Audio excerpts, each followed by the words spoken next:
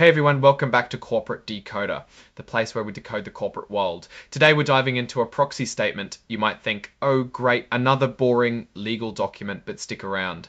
This one has clues about who's running the show and how they're getting paid, which, let's be honest, is the tea we all want to spill, so buckle up, because we're about to translate corporate jargon into plain English, revealing what this all means for you, the shareholder.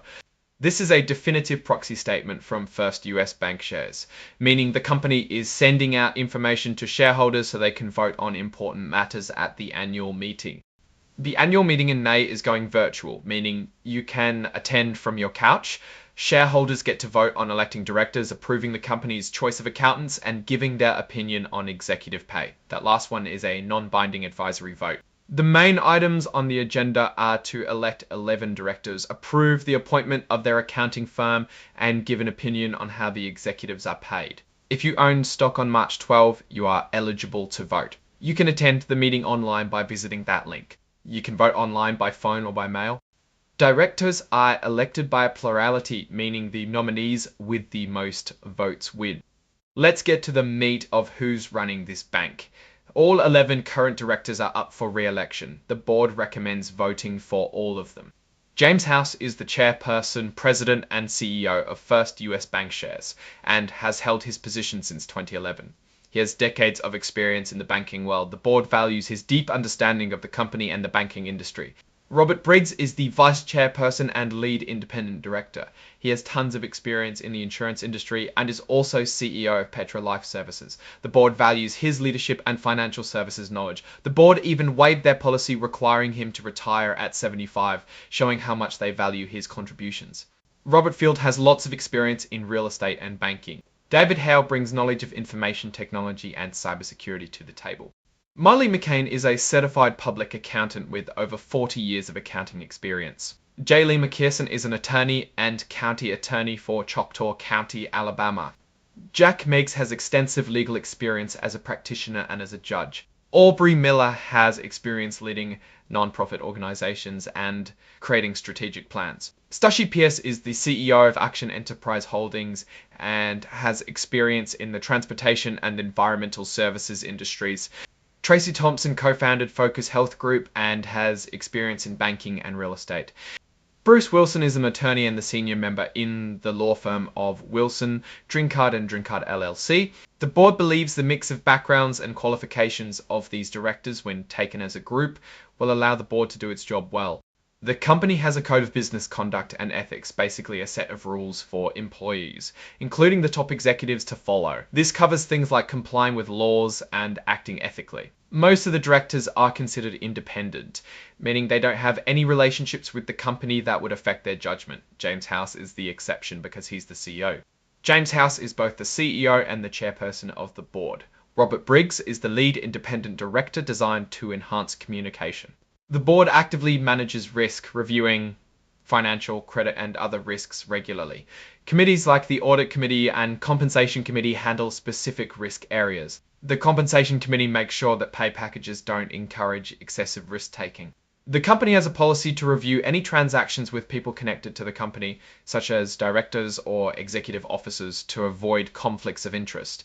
The Audit Committee reviews these transactions to ensure they're in the best interest of the company and its shareholders. The company leased various properties from entities affiliated with director Tracy Thompson, paying them a bit of money in 2023 and 24. Let's talk about how the executives get paid. The goal is to increase shareholder value and link pay to performance while discouraging excessive risk. The company aims to pay competitively, link compensation to performance, align executive and shareholder interests, and encourage prudent risk-taking. They compare themselves to other similar companies and aim to pay their executives around the average. A chunk of the executives' compensation is tied to performance goals. Executives could earn bonuses based on hitting certain financial targets. A portion of the bonus was based on the Compensation Committee's opinion of how well each executive did towards the company's goals. The Compensation Committee gave positive discretionary marks based on strategic reorganization, cost control, and shareholder returns. Here's where we see the actual numbers. This table summarizes the pay for the top executives. In 2024, James House, the CEO, had a total compensation of $644,151. This included a salary of $400,000. Thomas Ellie, the CFO, had a total compensation of $41,413, with a salary of $273,200. William Mitchell, Senior Executive Vice President, had a total compensation of $389,360,200. The company wants its directors to have skin in the game. This table summarizes how much each non-employee director made in 2024. Robert Briggs, for example, made $66,398. Marlene McCain made $54,287. The audit committee needs to approve any services done by the company's auditor to make sure they stay independent.